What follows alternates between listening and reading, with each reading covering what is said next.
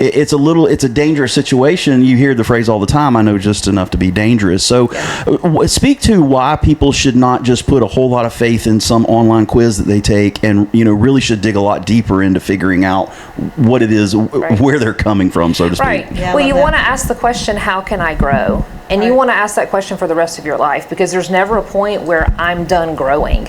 And inside relationships, this is why relationships are so hard, because it pulls out those vulnerable sides of us that we can not show to other people if we choose not to. But inside relationships, they always come out. So you want to ask, how can I grow, rather than the statement, well, this is just how I am. Because inside relationships, you're never going to find someone who has exactly all the things that you have. So if we're going to do this well, I have to understand my partner's flaws, triggers, wounds, like the way that he communicates, what he needs, like what his fears are telling him, and he's got to understand mine.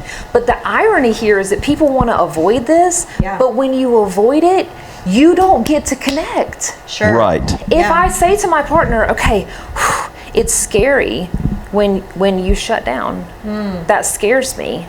I learn about me and I learn about him. Keep going deeper.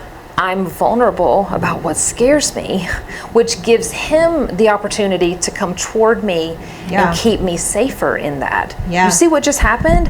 I became vulnerable. I was honest with him. It gave him an opportunity to come toward me, and now we're in a better place, even though we both did something uncomfortable.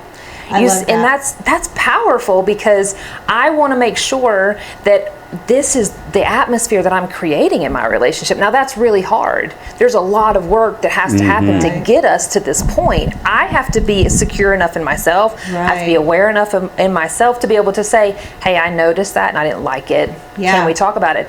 And I have to say it nicely. Because I can say whatever I need to say kindly if I do my work. And that's the point. I can have wounds. I can have fears that mess with how I respond. I can be angry, right? But if I don't understand what is going on inside of me, I'm going to project that onto my husband. I am going to be angry at him instead of explaining to him how I feel. And that's very different. You see how anger was still present, but I was able to understand what was going on inside of me and then use that as information, not as an attack.